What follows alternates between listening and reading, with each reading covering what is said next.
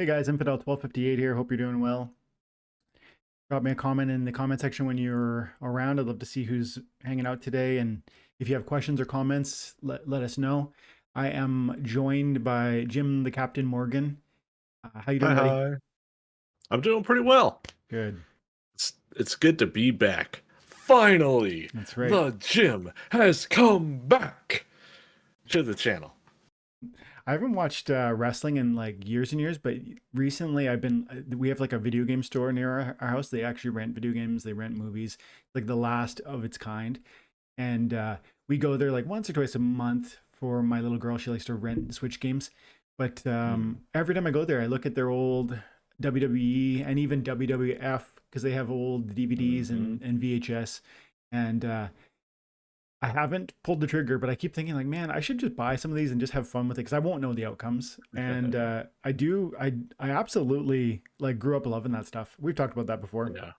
Were you Oh a yeah. were you into it, WWE, or were you a Yeah, I WCW was. guy? Yeah, I was a not like a big fan, but I did really enjoy it, Nice. and I'll go back now and rewatch old stuff as well. Mm, And it's just really fun to watch. amazing. Jason Jenkins jumped in way early and was had the first. He goes, "Thanks 12 for that previous stream where you outlined the importance of plains, bogs, rivers, and lakes for grain. I'm going to take action this week because my land isn't correctly set up for this. Be thoughtful about that, Jenkins. Because I think there's probably, our community is so like we move the needle when we go chasing after one thing or another. And I think there's time to be patient and look for the right regions and the right, but you're wise to start thinking about it, but just don't feel rushed in the process. Land 1 point or land 2.0, is it weeks away, months away? I think it's more months away. And in the meantime, yes, more and more people are going to start realizing what you're talking about. But I do think, the flexibility within the region gives Hmm you a lot of choices. And then, we're also hearing talk about how they might tweak the taxes that you have to pay when you're transporting. So it's possible that becomes less of a problem. Because imagine if they change the taxes so that it's not so, let's say, impactful, damaging, expensive. Maybe you could own, grain in a totally different region and it'd be reasonable. There's still too many variables, but continue to be thoughtful about it. I'm glad you enjoyed that content, and specifically special thanks to Gathering, who's in the chat too, who absolutely brought that topic up, and I enjoyed that conversation too. Thanks, Gathering. Jim, you were talking about before we went live. You were talking about your land. You've got how many plots? Yeah, I have two. I have an epic. I forget which one it is. I want to say it's plains, and the other one's a common badlands. Let's look it up. I'm gonna go into Baron's toolbox and I'll pull you up. It's triple O Moo, right? Yeah. Killer. Okay. Oh, I can look up your plots here. We got Okay. Badlands and Plains, and this is the epic over here, the Plains. Did you buy Yep. these as opened plots, or were these unopened and you searched them and found these? I think I bought the Epic at, which I thought was a good price. Um, and then the Badlands, I cracked open a pack, and then I cracked open another one, I think. And then it was a mountain, and I gave that to Rick. Mm-hmm. And so you're hitting it pretty Yeah. hard. Like you're getting grain over here, and you're getting, is this research over here? Yeah. I have it set up for research. So you're feeding yourself. You're covered, I assume, across both the hmm regions. Yeah, Oh yeah, yeah. nice. I Yeah, could but probably get another one, but I just don't have the cards for it, to be honest with you. yeah, these are some pretty decent ones, though. You got some good hmm pointage. I mean, man, it's surprising how these legendaries that are just these are just regular Royal legendaries, I assume, and hmm they really don't produce. You Not in a know, lot. yeah, they don't. 1500. And I think those are max level, right? Yeah, they are 11. Looks like 11 BCX, Yeah. 11, 11, 11.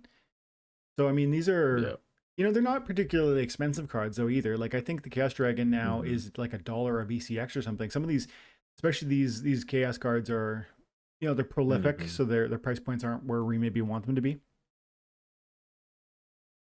What are the Chaos Legendaries going for these days? Bye. Oh, you know what? Chaos. 2 minutes of racing game. I was gonna say, Bird Beast Trees brings up a good point. Mm, Talking about that moon cart game. yep. Do we know if you're able to drift? Because if you can't drift, I don't even want to play it. I do think you can drift. They, I think they said you got to hit spacebar. So like right now, you're pretty much they're building it so that it's playable with your standard keyboard because they don't expect everybody to have a controller. But there's no Yeah. doubt about it that a controller is going to be a better experience. And they did say that it's Mhm. already playable with a controller if you have a controller. And Mhm. so I imagine just like for those who don't have a lot of experience playing, video games on computer, there absolutely is a lot of customizability with your controller when you set up your USB controller, which you can probably get on Amazon for 10 or $20. And then you can set different keys to represent different inputs, and there Mhm. is there the short answer is there absolutely is a power slide. They were Good. saying I think it's spacebar, which is a bit awkward because you're like WASD is your forward, left, right, back, etc.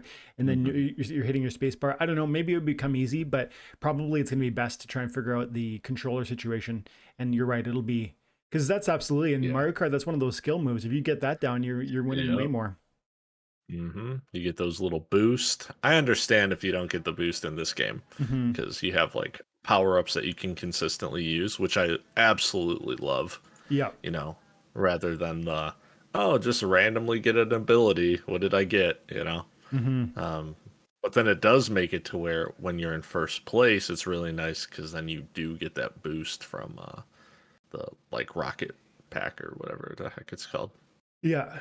Yeah. It looks. I think it looks solid. I'm interested in it. I will if it comes out like that and that's like a demo Mm-hmm. and maybe that's I don't understand game development very well. Like you see sometimes demos be one way and then the actual playable experience is like a totally different way, or Mm-hmm. if it loses something in that sort of translation, then that could be a red flag for me. But I mean, I'm Yeah. into it. Like it looked entertaining enough. I Is it the Mm-hmm. best racing game I've ever seen? No, but it's also not fully out yet.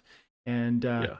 I noticed some things that I would want to critique around, even like when he touched the wall, I didn't see the speedometer dropping, meaning like they weren't, even though they were hitting a wall, they Mm, weren't losing speed.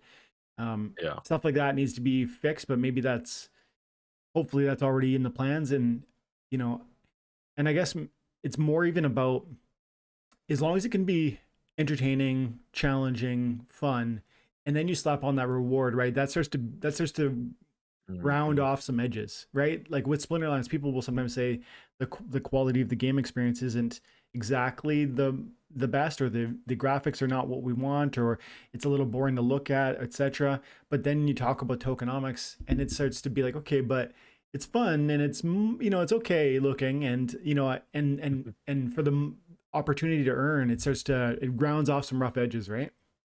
Mm-hmm. Yeah, 100%. Once you start getting into it. Hmm.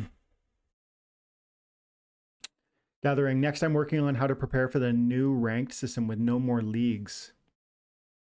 Is Wait, it no more leagues? what? It's not really no more leagues. It's more like remember, there is going to be a leaderboard at champion. So there still is leagues. It's just more like lack of control at what you don't get to choose where you're staying. Like it's not like I'm choosing to fight in gold. So in that sense, when I Oh. win, I just go up in rank, and as I go up in rank, yeah. So it's just purely based upon elo now, and Yeah. it's not like Gold League. Oh, that's awesome.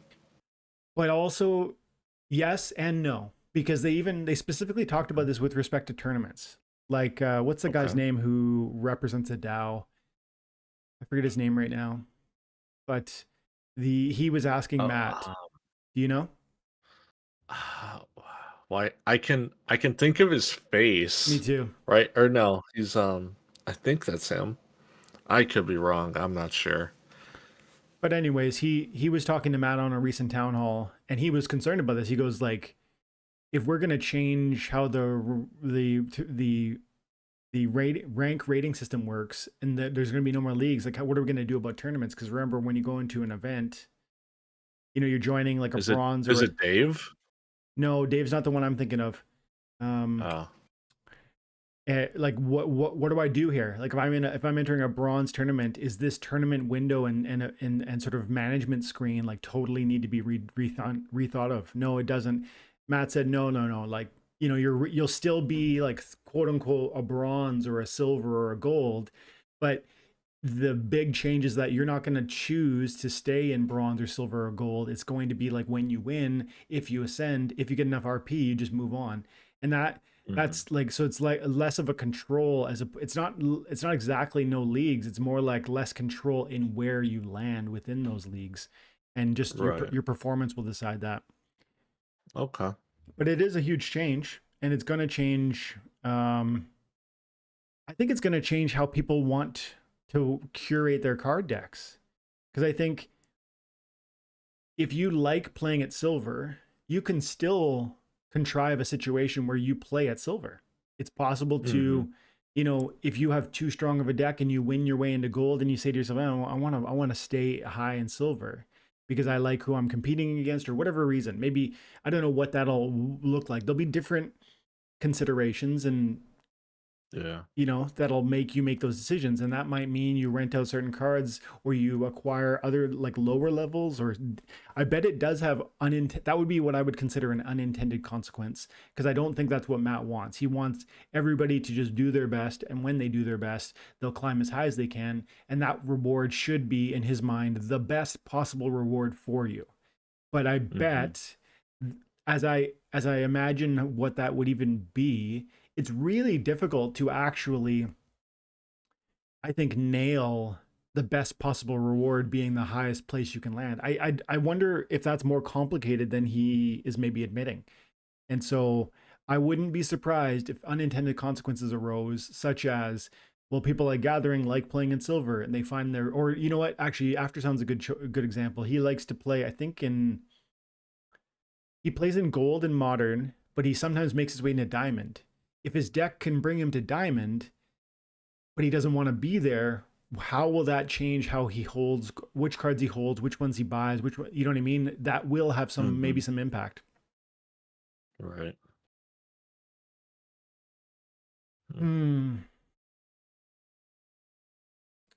Birds, bees, trees. 12, how many plots do you have? Your move is inspiring me to purchase more land. I was checking out some lore for the first time in months and clicked on the comic book one, Cutthroat, It's Fire. I haven't checked out the lore in a long while, but in my exploring of Immortal Creed, I was noticing that they have lore, which is, I think, a good thing. I don't dive deep into the lore on Splinterlands, but I actually like that it's there. There's a depth of experience, and there's a certain attraction to certain people who would love that stuff. And I think if you don't go there, I mean, if you guys know about like Tolkien and how he wrote the Lord of the Rings, he spent years and years building out languages, building out history and lore before he even wrote the books. And that gives like this depth of experience that he then, as the author, there's this, I think it's a Michelangelo, the famous artist Michelangelo, said, like, when he was sculpting, when you're chipping away at the marble, like the statue is inside the marble. I just need to like remove bits until I get there.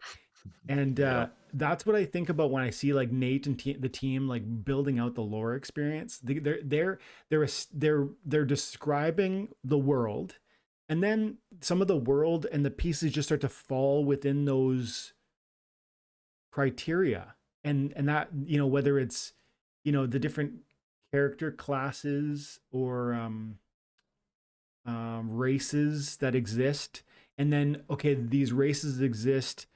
I want to pull up one, like Phyrexian, I guess, is a race. The Jinns are, I think, a race. There are lots of others. But as they start to show those differences in the game, then there starts to become, we can have conversations about like this one loves this one hates this one, these are chaos, these are rebellion, these are, you know what I mean? And it starts to lean into the story in a bigger way. So when somebody loves the game already and then you discover this other stuff, people love Lord of the Rings, and then they go and read, you know, all of that back lore stuff and spend hours and hours kind of going deeper if they want. That's a great experience for people who already love the system you've created. Mhm. Are you into the lore stuff, Jim? Like, do you ever look at that stuff in Splinterlands, or for that matter, in any other world you enjoy? Not a whole lot. Lord always is never the first thing I care about. Mm, Maybe eventually over time I'll learn some stuff from it. yeah. Like from Magic, there's really only one character I semi care about the lore, being the real big bad guy, Nicol Bolas. Mm, And just over the bunch of years I've been playing the game, I really only know a little bit about one character. mm, So, um, but yeah, Lord tends to not be something for me. Although I like it in terms of whenever I'm playing D&D, because you're being thrown into that world rather than just, I guess, being an outsider from it and then learning about the lore of like Lord of the Rings. yeah. Um, but yeah, that's kind of where my thought process is for it. But So I in know a lot answer, of people love it. yeah, some people, it's not really. It at times I'm into it, and other times I'm not. But I do Hmm. appreciate that it's there because I think it speaks into, like I say, like, Yeah, and then it yeah, and appeals to certain people.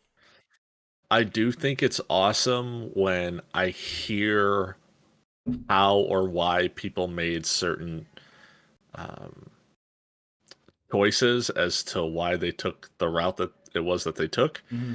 in terms of creating something and learning the backstory of stuff like that. Hmm. Um, but that's more of a breaking the fourth wall type of thing rather than being inside of the world. It's more of like, why were you making these choices? Hmm. So, in answer to the question, I have 38 plots of land now. I had 23 and I added 15 recently. And I think 17 of my plots of land, so almost half of my land, is either bog, lake, river, or plain. And, you know, I'm already self sufficient with that distribution. But, you know, I'm looking forward to also, this is something I touched on a little bit, but it probably, since we're talking a little bit more about land, I definitely want to make the point again. We have to remember that grain is the way we feed our monsters today in 1.5, but as we get 50 new resources in the land experience and we move into land 2.0, we have to remember that we're going to actually be able to produce food. And Hmm. I don't have that formula in front of me. I know that that's all available in Matt's land 2.0 white paper that they released. I could pull it up, and maybe there's value in pulling that up now, but um you know, remember that that's going to increase, or sorry, that's going to decrease the amount of units of, you know, food you require, or like the sustaining, the amount of assets you need to sustain your monsters will be more economical, is maybe the best way to say it. And yes, not everybody will have access to food, so that's something to think through. But like theoretically, it's not just as simple as I want, you know, X number, I want half my plus to be grain because grain will feed my monsters. That is a play, but maybe a better play is how do I get food, and it is going to be grain related, but then what do you need in addition to grain, and thinking through that side.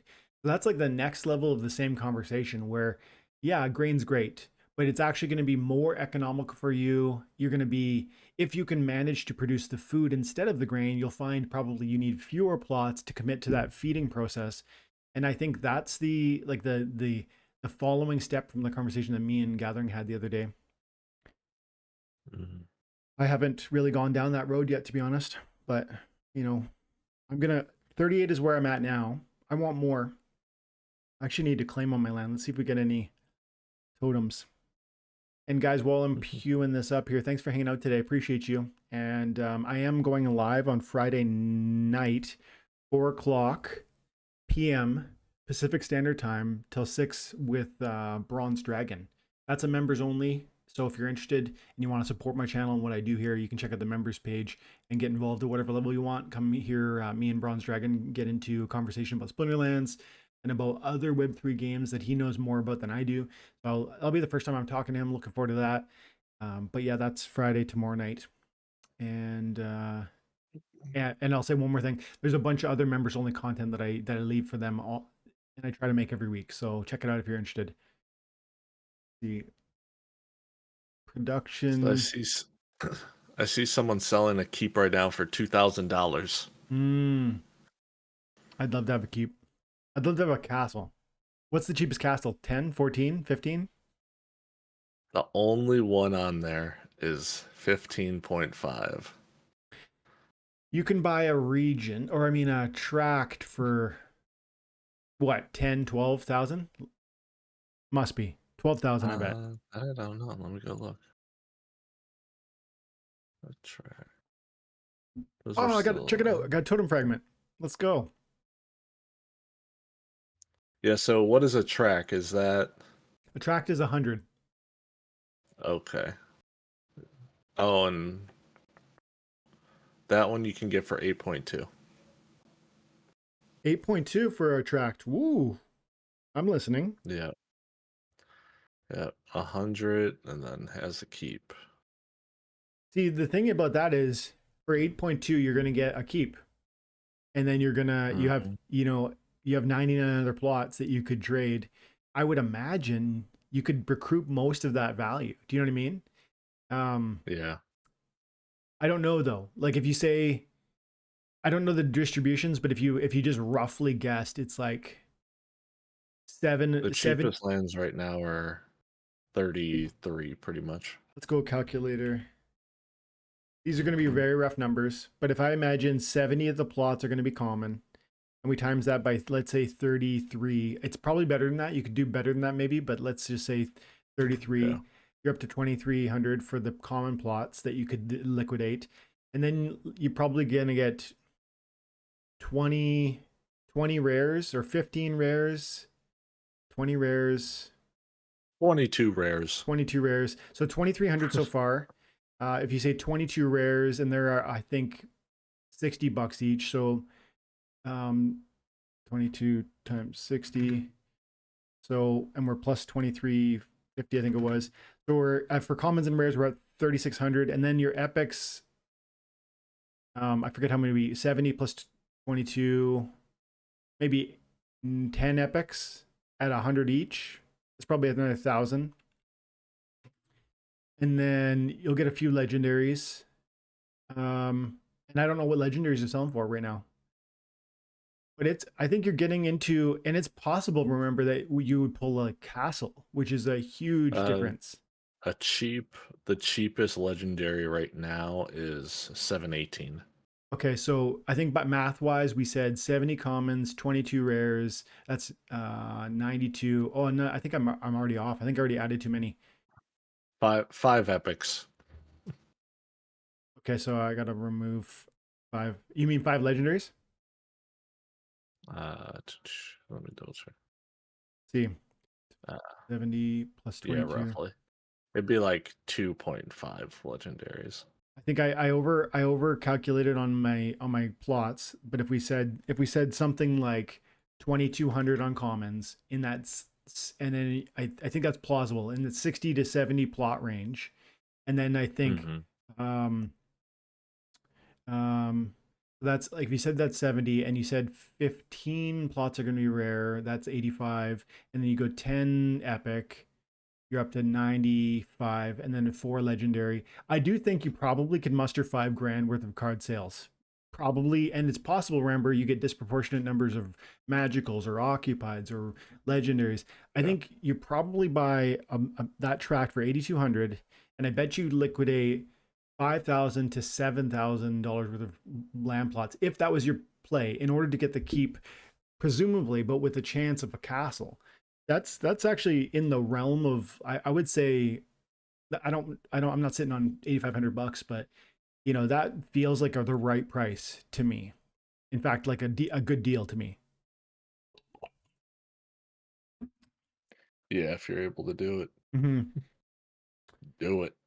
My common totem, there's my only my second totem since this has started. What are they going for? Mm. It's a fragment rather, so you need several copies of it, I think.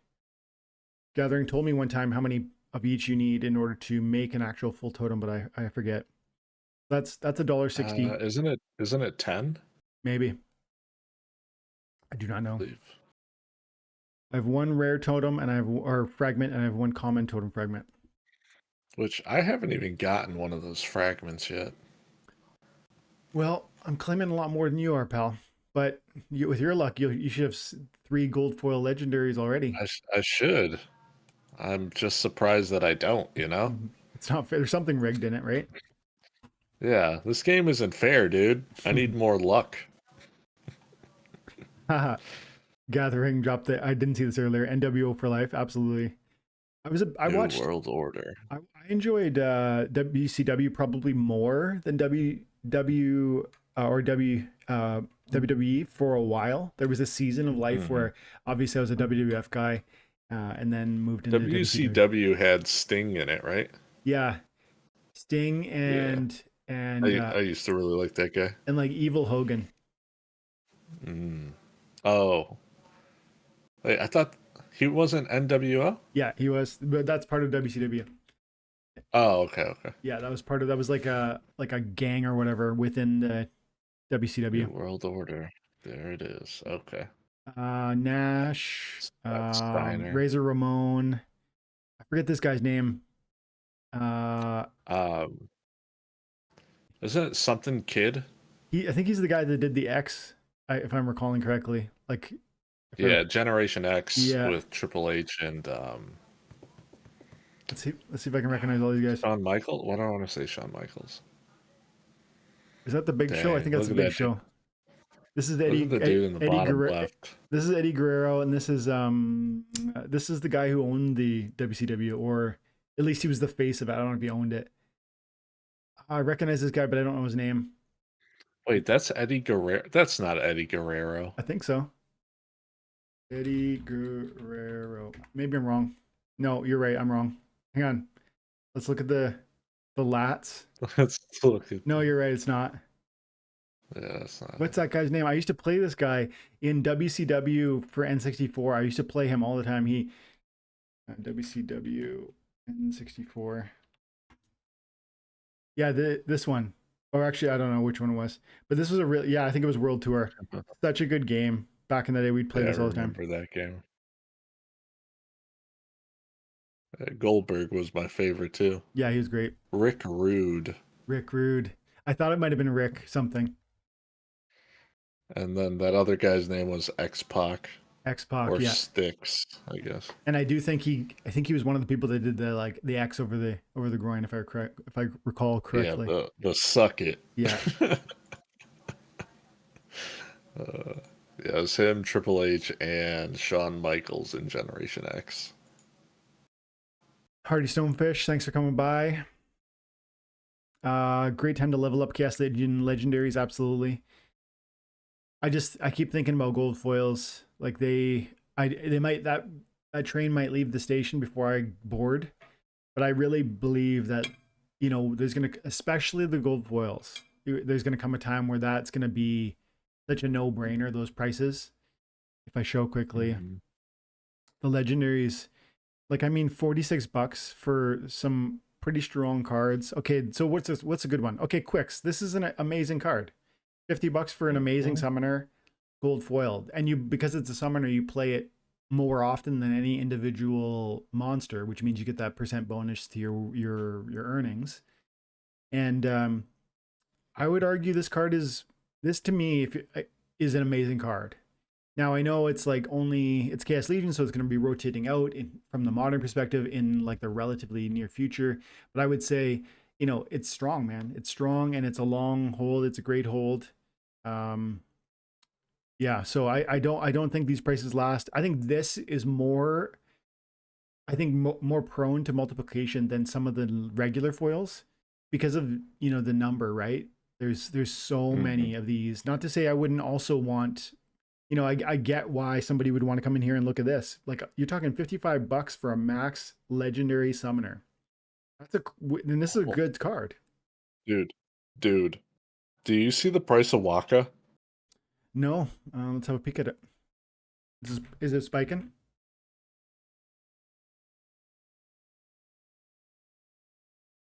Wow. Wow. Oh my goodness. This is I mean, I think this card has I like this card in For certain less than contexts. $200, maxed out Waka. Guys in the chat, Waka for 185, yes or no? And there's another one for 195. Yeah. Holy cow. Waka for oh, clear. Boom. I want to see this. Yes or I no? won't be surprised if someone picks those up. Waka for 185. Yes or no? Boom. I mean, I think this card is better than most people seem to think. But at the same time, you have to admit it's not something you want to play every single day or every single context. But the 3 mana makes it definitely appealing. A lot of the summoners nowadays 4, 5, 6, 7, you know, and then you save, you know, this mana savings translates to a better deck. The poison is powerful and can amount to a lot of extra damage. Yeah, that's just absurd to me, man. I'm just going through the market. I'm like, what do you mean he's $185? Dude, these cards are so cheap. Guys, if you're enjoying the conversation and you like the channel, do me a favor, drop a like on the video. Appreciate you. Yeah, I like Waka. I still don't have it, and it would not be high on my list. It's not like this would be. There's just too many things. Like I'm still looking at Kitty, and I will get. I think at some point I will get a new Kitty. How much is she? $11.68 for a max copy today. This was selling for. I saw one for $9.95. You know, I'm saying 2 weeks ago, 3 weeks ago. Yeah. Also, Jotun is pretty reasonable. $6.87 for a max Jotun. Dang. Yeah, that's pretty reasonable. Considering this probably was even eyeballing that one for gold. This might have sold them for like $5,000 or $6,000 at one point in the future, or one point in the past, and now it's 600, 700. Oh man, Valnamore is 1625. Valnamore still crushes, man.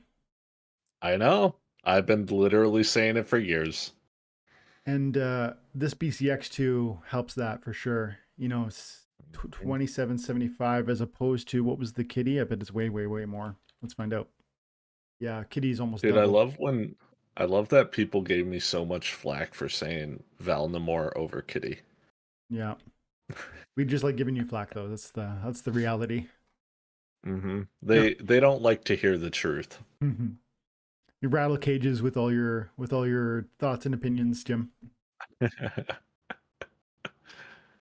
Yeah, I guess so. Let's see here.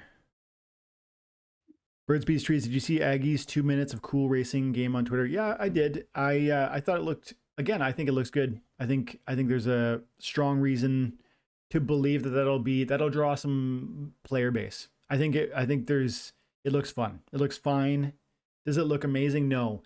I've played a lot of, you know, low graphics racing games as a kid. I'll show you a couple of them. Let's go here. Rock and roll racing. This is one of my favorite racing games of all time.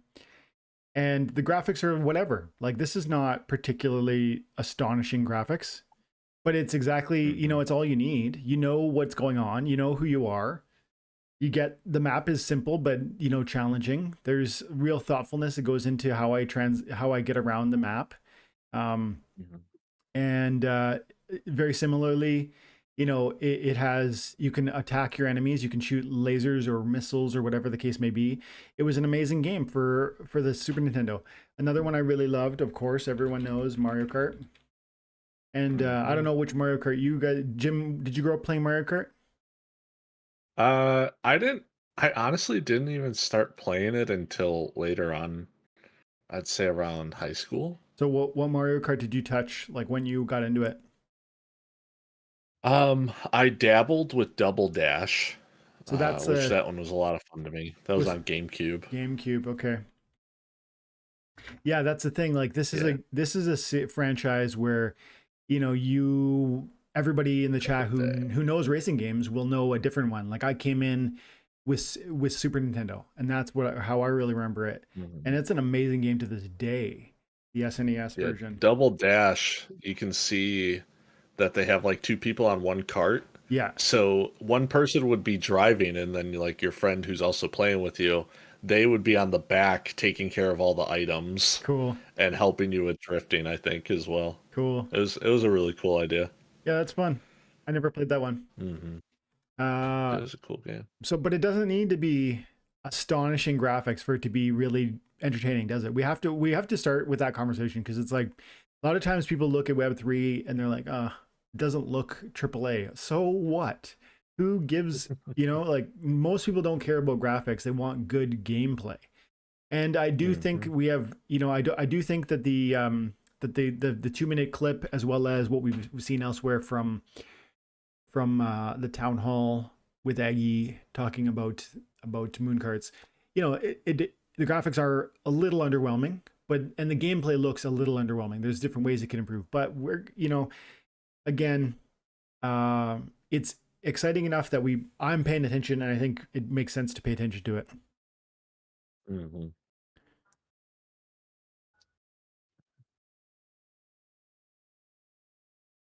Gathering talking about the ranked rating system, like wondering how many points for winning or losing. Yeah, I wonder a lot of things.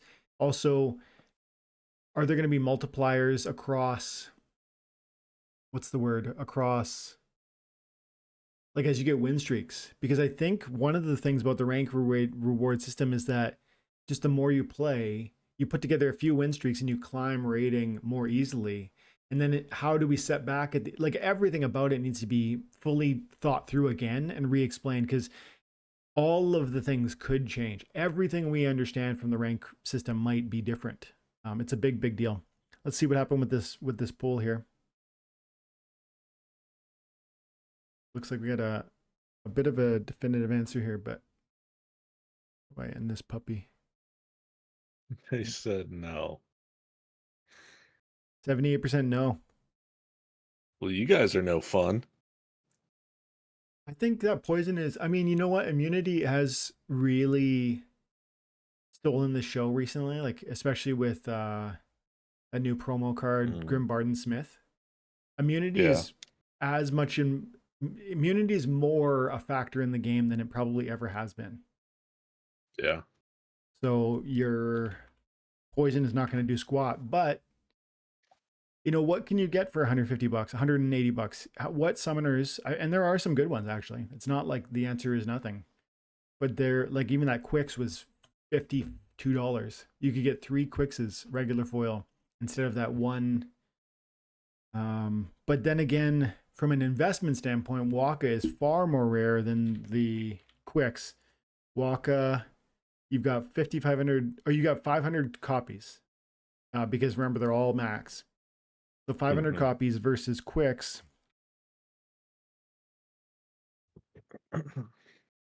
35,000 copy BCX, or 11,000 copies. That is such a You need 11. gigantic supply difference. Yeah, and that's going to be like $55, so that's a huge price difference. Yeah, huge, like so much cheaper.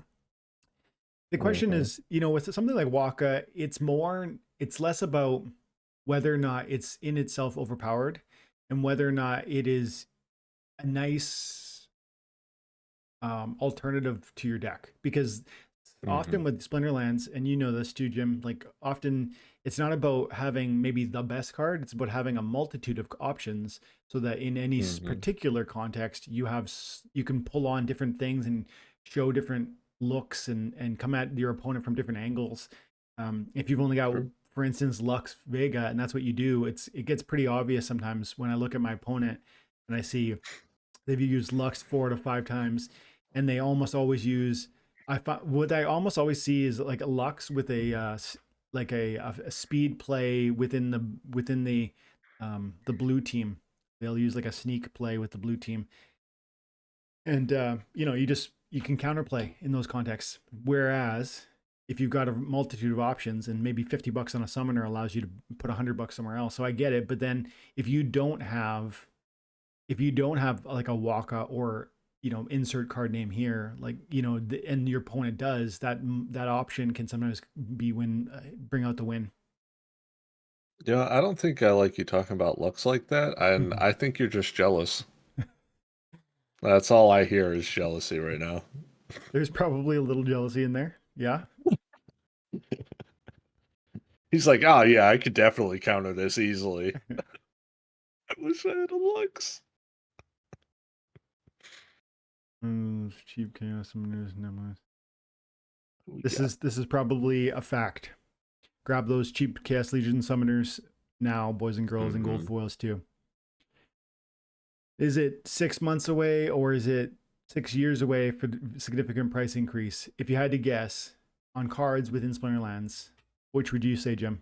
6 months or 6 years? Oh, man, that's difficult. Because honestly, I thought card prices were going to go a little crazier with land stuff. Um, but I know we're not at 2.0. So I think with just the more variety we're going to get rather than being like grain, SPS, or research. Uh, when do Hmm. we get 2.0? Yeah, they haven't been super clear about that, but it feels like this year is what I think the best we can say right now. Okay. I will hope that it's 6 months. Yeah.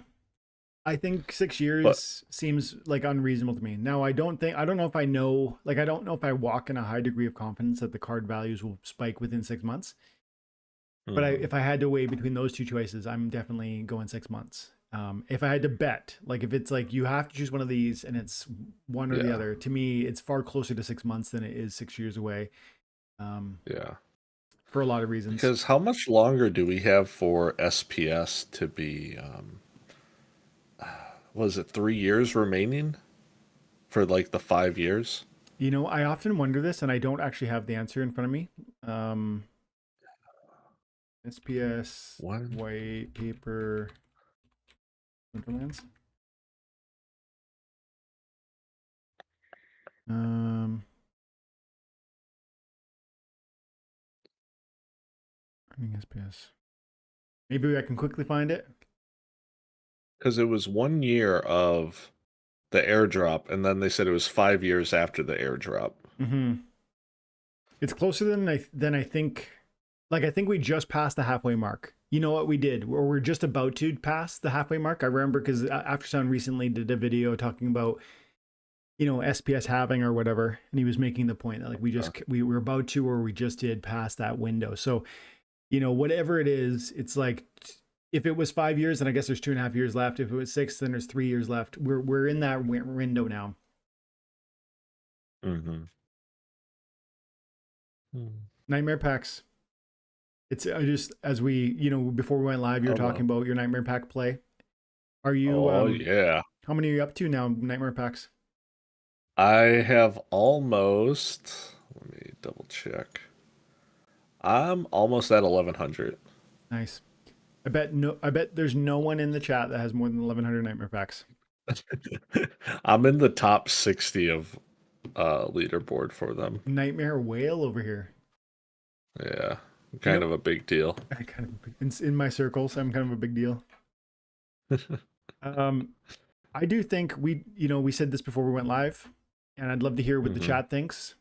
But I, for one, believe that Nightmare is going to launch. It's going to happen, you know, maybe it's going to happen like with a little bit of like lack of fanfare. Like we're seeing all this other stuff happening. I do Hmm. absolutely believe that that's going to launch, that the game will come to fruition in its fullness. We'll see more and more new levels. It, I just, Hmm. I don't think they're hyping it or directing us to it because like they're focusing on some of the other stuff like new player experience or player experience within Splinterlands. But I don't have any doubt or debt. Doubt that I don't have any doubt that that won't come to fruition. And I guess Hmm. you, even if you have some, you must feel pretty confident. Otherwise, you wouldn't be sitting on 1,100 packs, eh? Yeah, I'm not very worried about it. Hmm. And worst case scenario, I'm just gonna keep collecting SPS, man. Yeah, I'm gonna just keep sitting here getting it every day. that's right. I think it's like 82 every single day right now. There you go. That's pretty good, man. Are you kidding me? Yeah. Yeah, it's super great. 82 SPS per day. So you, so hang on, you bought. Okay, this is not really a fair. What I'm about to do is not exactly a fair thing, but I'm going to do it anyways. So let's say, what is it, a buck 50 per nightmare pack? It's about 180 right now. We go. Majority of mine I bought at 1.5 or 1.6. So if we go like this, 1.5 to be, gracious, we say a $1,600 Hmm. value. And if we divide that by 0.023, which is the SPS price, then we're saying you could have spent $1,650 on 71,000 SPS, but then the Hmm. SPS price was lower back then, so maybe it's even better than that.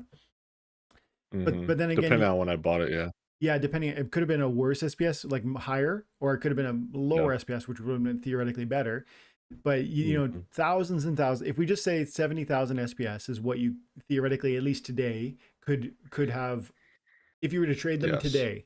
Now, how long would it take you to get 70,000 SPS at 83 a day? Go divided by 83 a day. You said you get 83 a day from your packs. Hmm. Hmm. So it's going to take almost 3 years. So Yep. that might feel like it's like underwhelming, unimpressive. And in one hand, I would say that's not the whole fullness of what you're getting. Like that's Nope. an incidental benefit, and you, I would assume, think one, the game is going to come. Two, it's you thought it looked fun enough, or you played it and you liked it. And Hmm. three, that when it launches and people start paying attention again, those prices on those packs aren't going to be 150 or 180. Yeah. And so you're getting this incidental benefit from SPS that isn't going to pay for itself, but you're not looking for it to pay for itself. Is that fair? Yeah.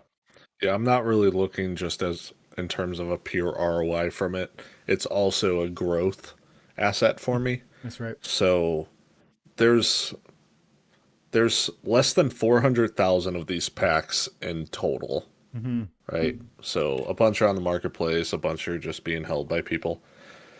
But there's less than 400,000, and I don't think that's obviously that's a good amount, but if we open up half of them instantly, and like price doubles, Yeah.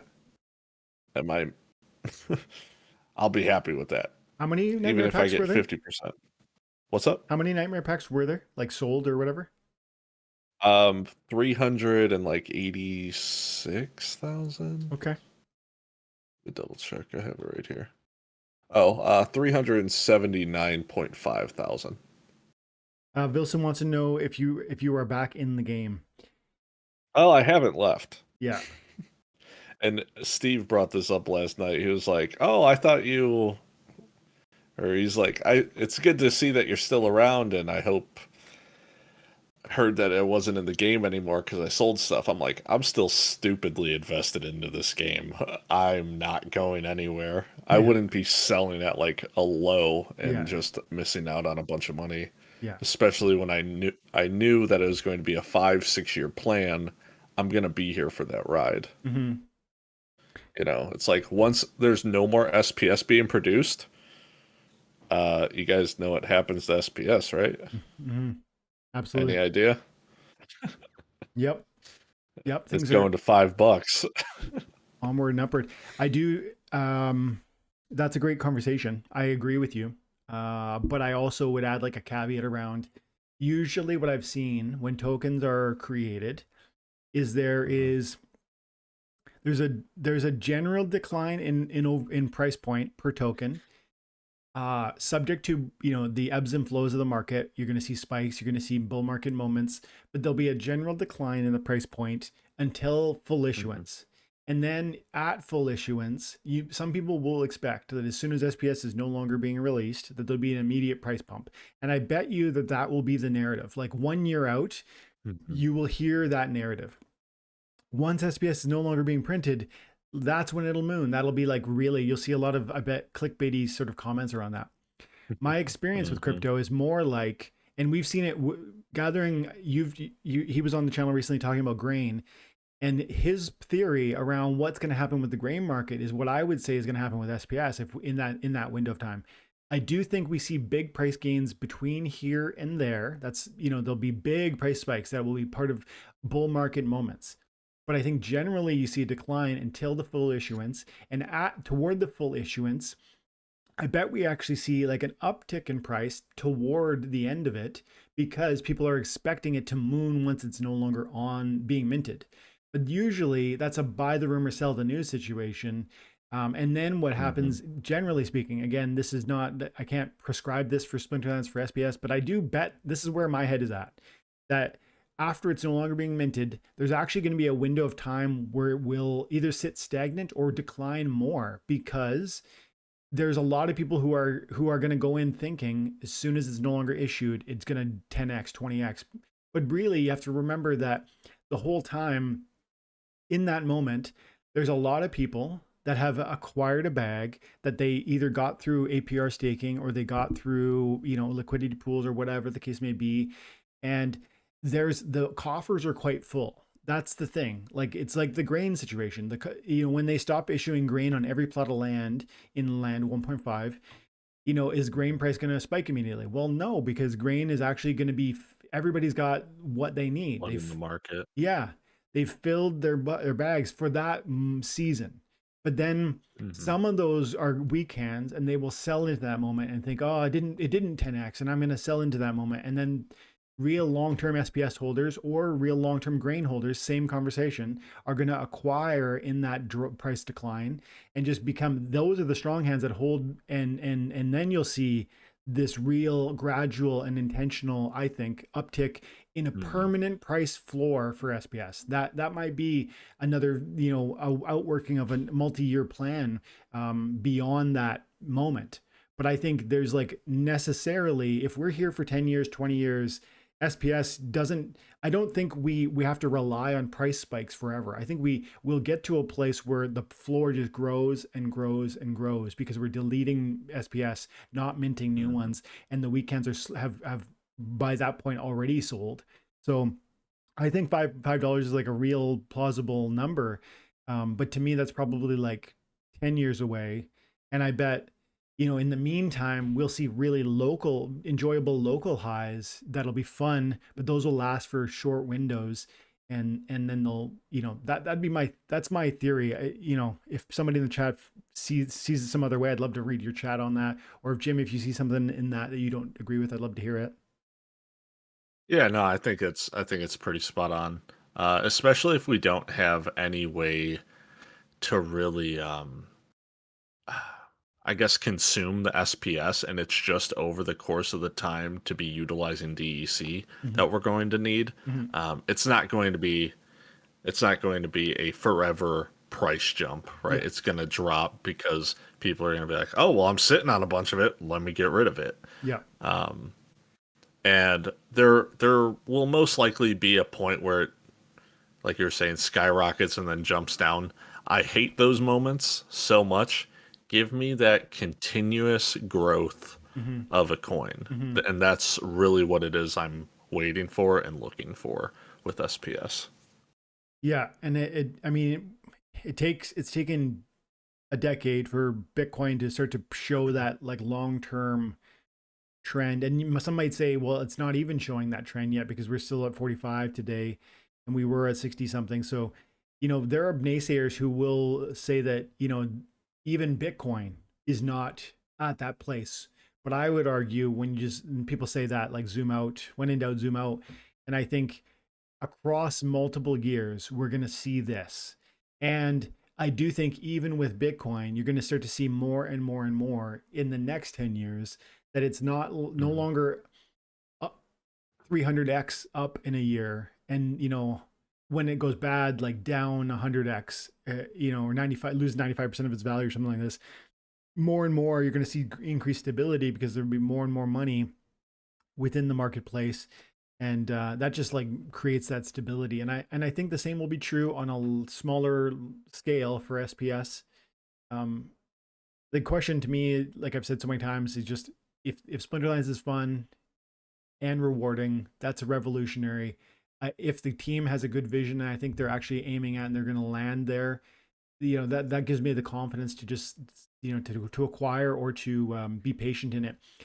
And Mm. that's, I think that's all you can really ask. Is anything guaranteed? No, nothing's guaranteed, not in life. And so we don't really know, but if you just look at, like, that, you can build a confidence as you explore the factors that you can perceive, and that's what I think we're both doing. Mm. um Paul says a bit about your SPS earnings. Wow, $82 a day in future Yeah. value. Yep. It's exciting. Mhm. Not to mention the real, in my mind, the 99% likelihood that those packs are going to be a really powerful nightmare deck, which unlocks its own rewards that you will Mhm. enjoy too. I don't know if that's going to be rental income, if it's going to be earned playing income, or what. But I do think that game gets realized, and I do think you enjoy benefits that are financial in nature Mm. from the nightmare itself, from that new game. Yeah. Yeah. Um. Okay, guys, let's see where we're at. We got 25 viewers, 8 likes. If you are enjoying the content, if you like the channel, that's the best way to support. It's going to tell YouTube that you like it. It's going to tell people about Splinterlands. It's going to bring them to the channel. And I'd like to say, real positive growth in the subs recently. I don't know what exactly one thing is happening. Maybe it's some of the moon card excitement. Maybe it's the way Matt's been leading recently, and some of his going to different channels and covering different things. But there is a growth and excitement. It's cool to see my viewership's up, my subs are up, my hours are up. And that's in large part because you guys come, you support, you drop comments, you ask questions that turn into content, you drop the likes. I appreciate all of it. And special thank you to my members who support the channel. Appreciate you guys. There was one thing I wanted to say about content and Matt having an interview.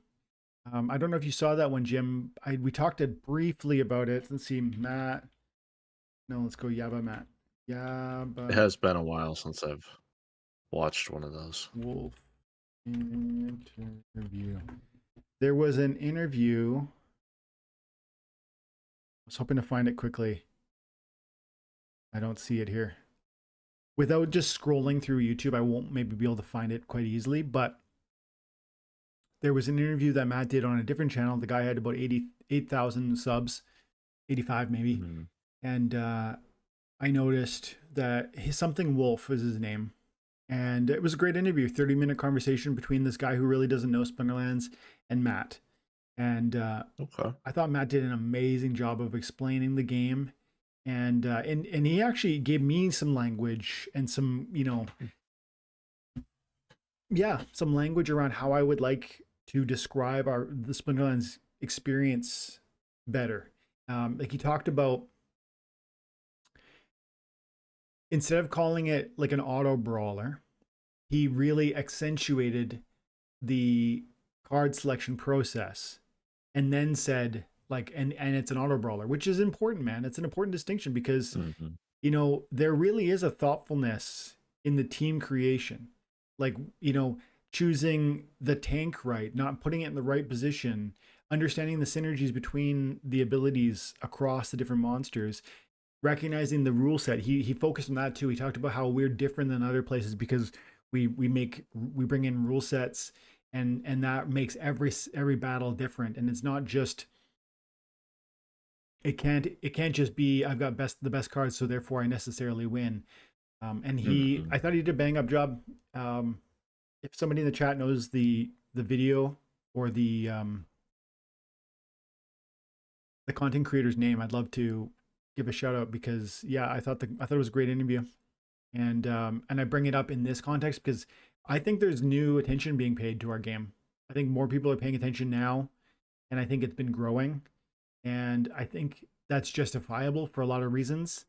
But it really bodes well for, like we said earlier, are we 6 months away from a bull market or are we 6 years away? I think we're probably closer. It might be 6 weeks for all I know, but I think we're closer to 6 months than 6 years. Mm-hmm. I actually want to ask the chat. I'm dropping up another poll here. I bet these bulls are feeling what I'm feeling, but let's find out.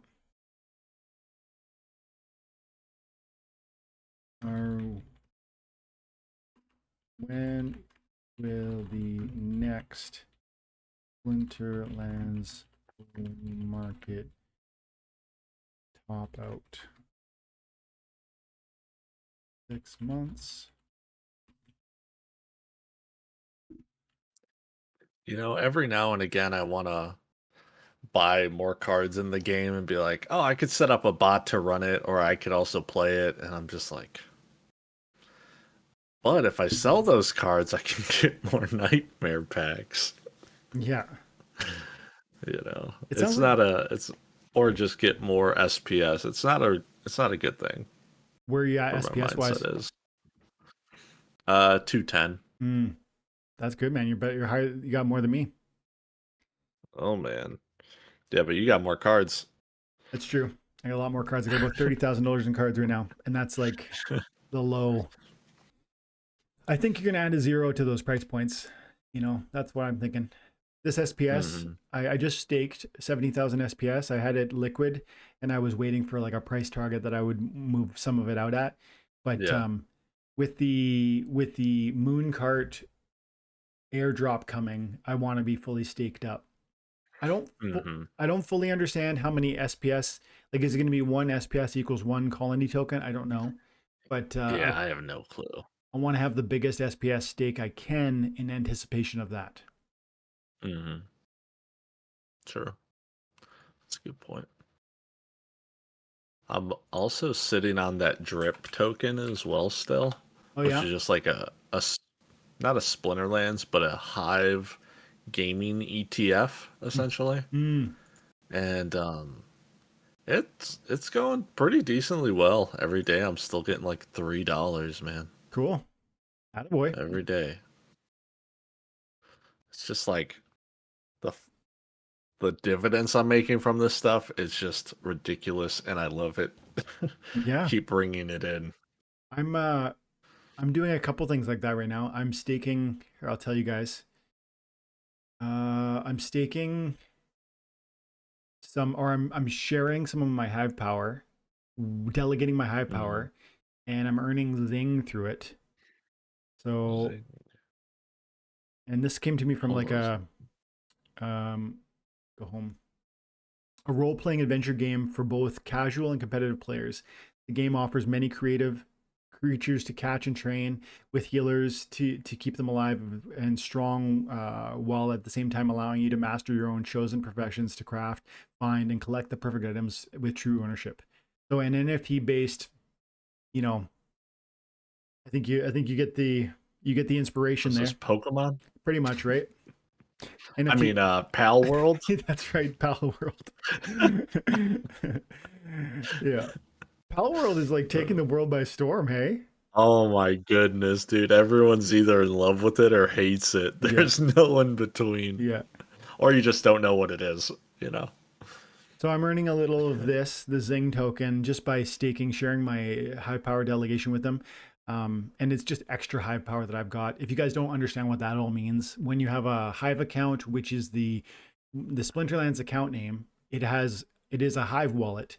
That Hive wallet operates on a Hive blockchain. You can stake Hive tokens and make them Hive power. That Hive power can be used for me to do transactions on the blockchain, like posting or commenting or upvoting people's content, or it can be used for delegation, meaning hey, I like what you're doing in this space. I want to support you by giving you some of my Hive power. And it's not giving, it's like lending. And they stay within my wallet, so it's perfectly secure.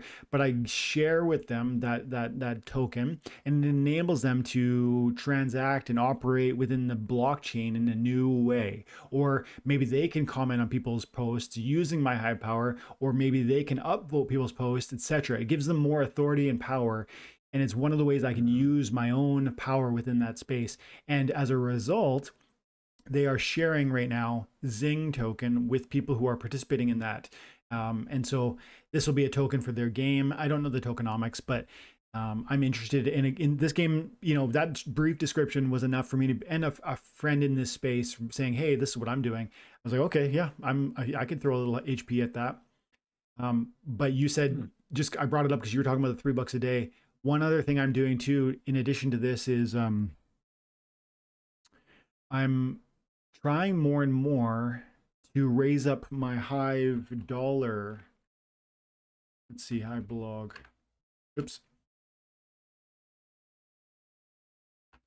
So again, with the Hive blockchain, you can do social media posts, and occasionally I'll put Splinterlands related content over here, and then I earn some amount of crypto through that process. The last one I did was Matt says Lamb 1.5 is boring, and I got a beautiful upvote there, $13, and then it pays out once a week. Oh, you're gonna say something? I was gonna say, thanks for bringing up that Holozing, because apparently I had some stuff staked with them, and I just went to go get it. Nice. So thank you. If you don't know, if you had forgotten, and if you don't want to do that anymore, you can manage it in your wallet. You come into your wallet, you go to delegations, and you can see that I'm delegating to them, but you can go ahead and revoke if you no longer want to do that. But one other thing I'm doing for like, let's say regular rewards or whatever, is I'm trying to raise up my Hive dollars in my savings. So the savings of Hive back dollars pays a 19% APR. It used to be 20. I'm gonna go ahead and stake the transfer to savings. So I'm just trying to slowly acquire HBD, and in the hope of earning a pretty solid APR on what is supposed to be a stable coin. You know what I mean? It's not exactly stable. Hive dollar does, you know, roll around a little, but it should be a relatively stable and reasonable earning potential. Okay.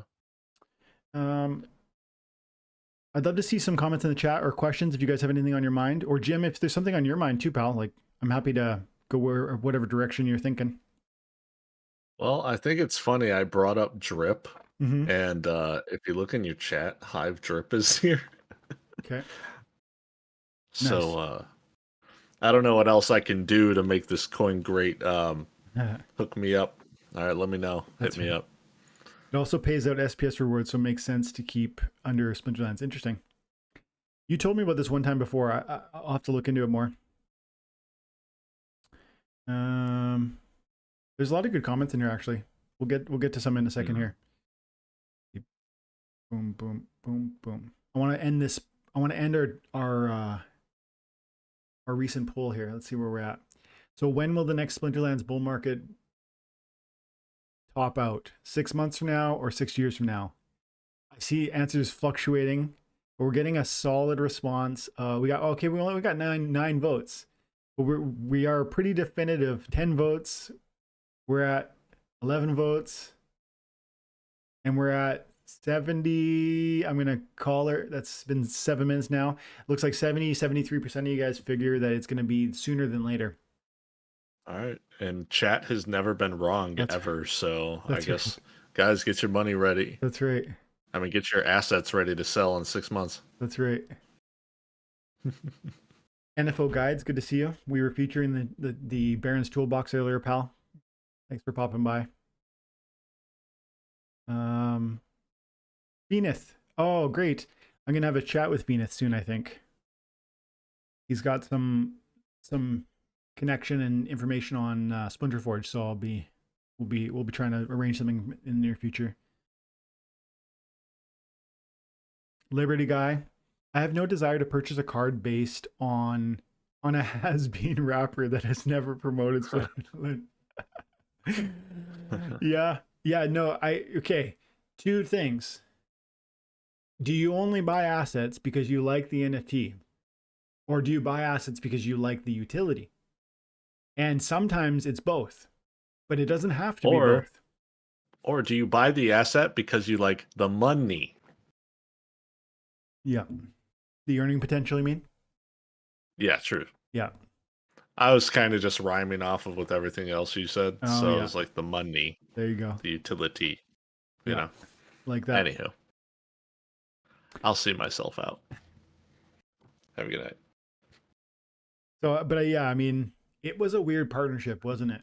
I mean, we've said that since day one. It's also Mm, like a weird card art. I don't love the card art, and I never did.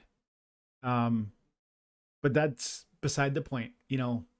Does the card help me win? Does it, provide a sort of an earning potential within the game that is worthwhile? That to me is a far greater question and concern than, who is it based on? For the to be true, to like truth be told, like I don't know, a lot of these cards that exist in this game were built on somebody. Like there was even the gladiators, a lot of them were apparently inspired by different devs or mhm. artists or something.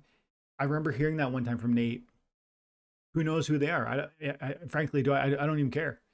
Um, and then a lot of these summoners were designed by somebody. If you come in now, you're not going to know that. And I don't think that would matter to you if you come in. It's like, is the card cheap?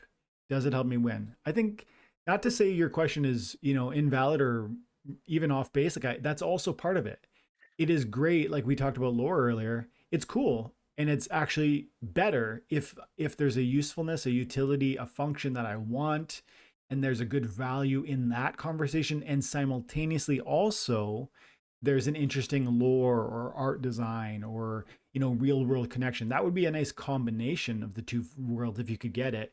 But I wouldn't say no to a card just because it was tied to even like something I disliked. Like forget about that rapper who I feel ambivalent about. If there was an art design that I disliked, but it was overpowered, it helped me win a lot, I'm gonna buy that card if I can. Mhm. Let's see here.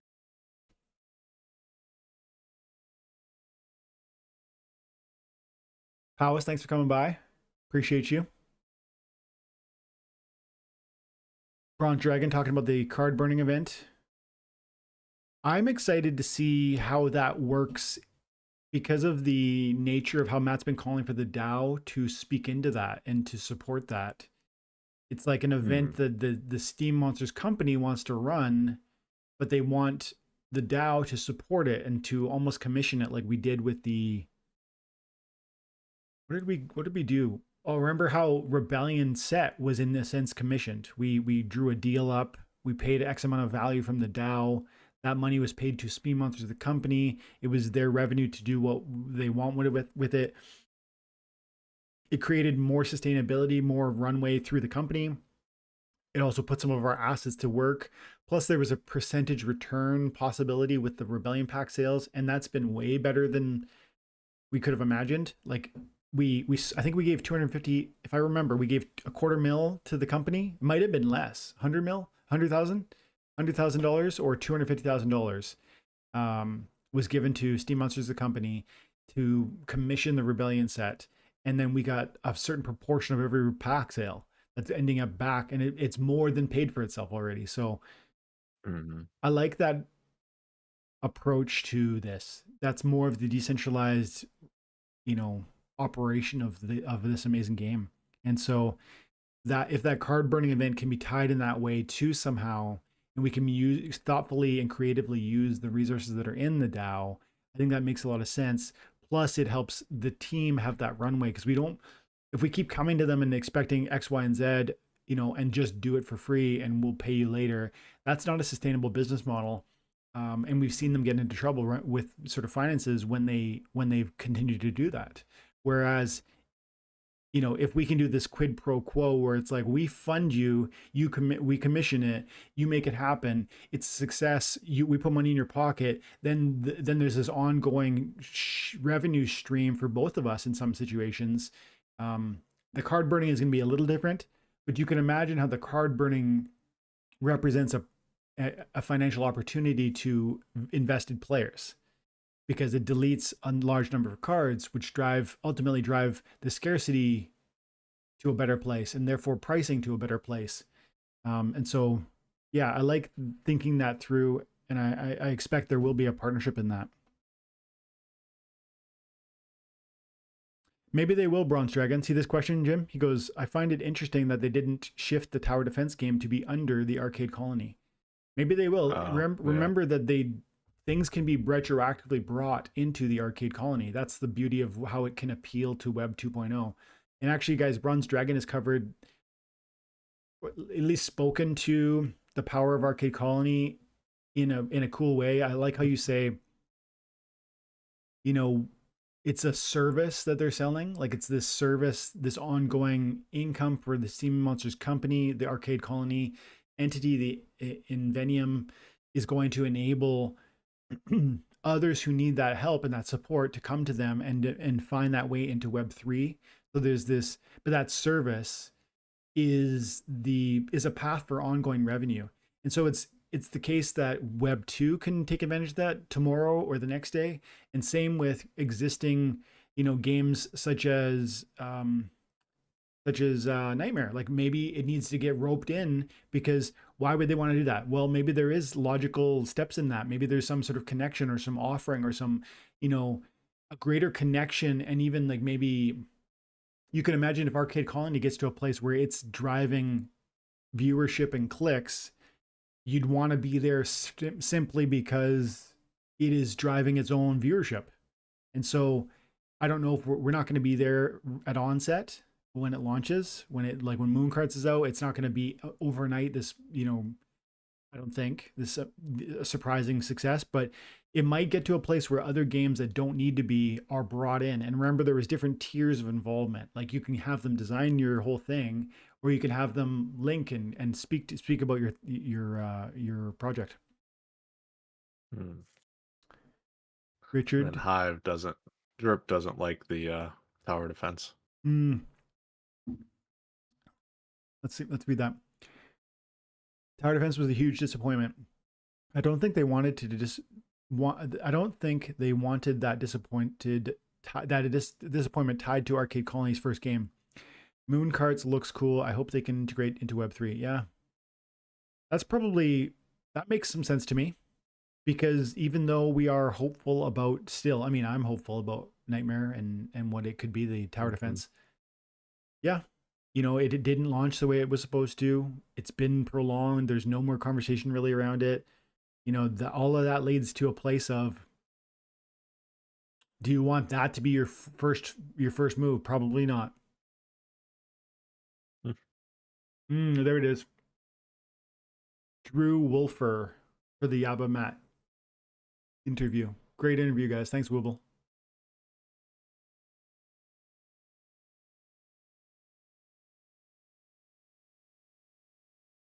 $149% APY still through June on Drip. Also, Leo Voter is a good one to delegate HP to. Interesting. If Splinterlands got any external investment? Matt mentioned he was going to get external investment when the last round of redundancies were made. I didn't specifically hear about any of that. In fact, I think that was avoided. I suspect if there had been external funding that was brought in, there would have been a conversation around that. The only thing I can add to that is that we were kind of, I feel as though we were assured, and that word is a bit of a wrong word, because the Steam Monsters company doesn't need to assure us of anything. They don't have any sort of obligation to us. We're not actually stakeholders, even though we are. Our game and our assets are tied to their performance and their existence. We aren't stockholders that get to vote on like things in the same traditional way. So they don't owe us an assurance about any of their finances. But of course, they have been quite open about it. And they did say at some point that they would never sell a controlling value of the Sea Monsters entity, but they were looking to explore options. And then I didn't ever hear them say we found a partnership, we pulled a trade. But remember, around that time, Bitcoin went from 15,000 to 45,000 today. Like since then, that's been the trajectory. And Ethereum, I forget where ETH was, but it's pumped too in that time. And so I think the answer is no, they never really did that, and no, they didn't end up having to do that. But I don't know with 100% certainty.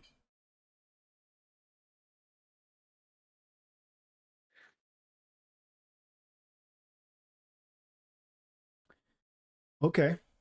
Look at this. I think you're misunderstanding the colony drop. SPS holders get a daily airdrop over many years. That snapshot, the snapshot of 1 billion, I think paid at once is only for staking GLX and contributing to. Okay. See, I wasn't clear about the SPS side of it at all.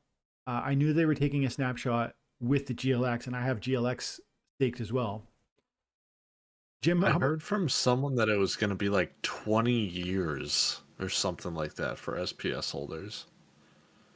yeah, yeah, it's a 20-year. I think Colony has a 20-year sort of creation window as opposed to the Which 5 or is whatever. a little crazy to me. Yeah, I mean it's they're probably looking.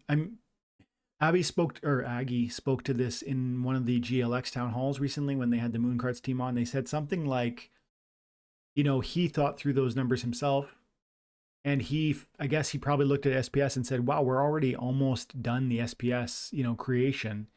And now he knows, and most of us who have thought about the SPS ending recognize that there's going to be a conversation when SPS stops being printed as to how we keep funding different things. Like, I mean, APR on SPS stake is something people have grown accustomed to. Also, in-game SPS rewards, people have grown accustomed to it. What happens when there's no more minting of SPS? It's conceivable that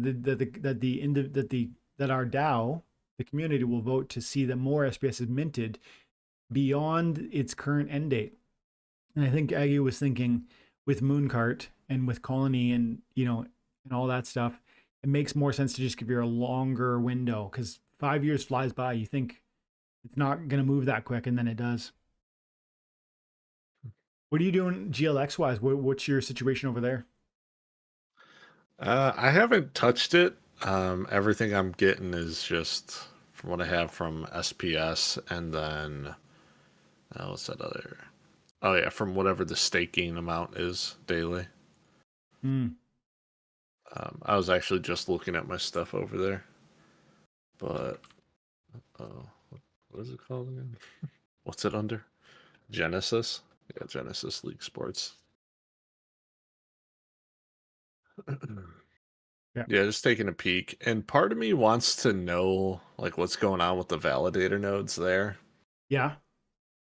But then I'm also like I'm interested in Splinterlands validator node as well. Mm-hmm. And I think the prices are roughly the same. I think the GLX node is around 460 right now. What's I think they're called licenses on Splinterlands. Yeah. Why is it at 0? Okay, so there's just none on the Uh, market. when was the last one that? Oh, it doesn't. Looks like the last one sold for 1,800 Hive on Feb 7th, so yesterday, and they're 30 cents each, so 1,800. So it looks like this is $548 is the last price paid, and it looks like Yeah. they're moving a 1 or 2 a day, two in the last 24 hours. Um, Mm-hmm. um, yeah, Yeah, I'm semi interested in it at that price point, me too. Yep, me too. But but $500, if you had to really press me on what I could do with $500, like we talked before yeah. we went live, like Rooney's selling for about 600. Mm-hmm. I don't know, man. You know, like you start to look at what you could do with 500, $600. I could have a Rooney. I could have a license.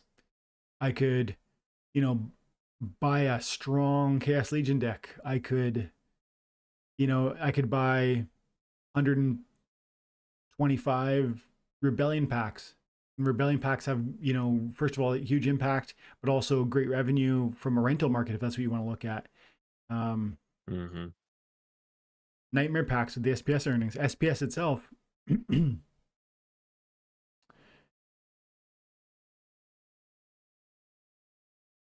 how the Rebellion cards are doing. Legendaries. Ooh, Dallin is up a good amount. Last I checked, this was around $9. Townsend, I think this was around $9 last time I looked. Runeseer feels like that price has actually come down a little. This is a great card though.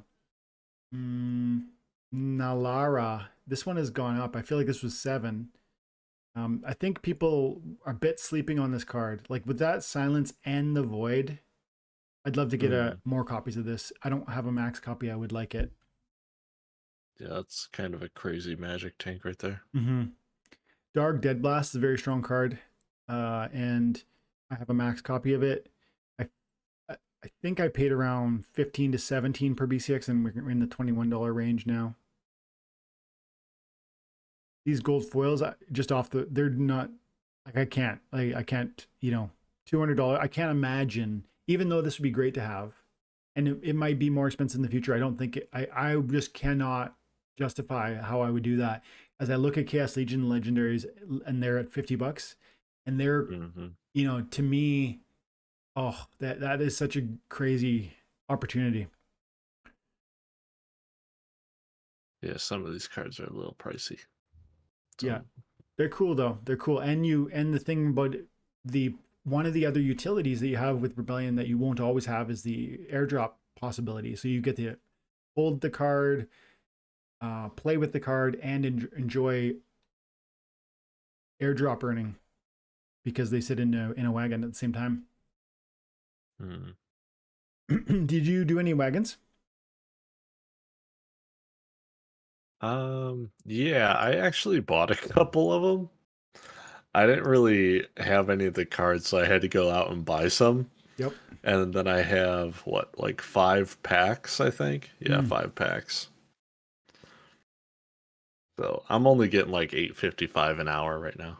I'm gonna get 4 of this guy unless I tweak my potential.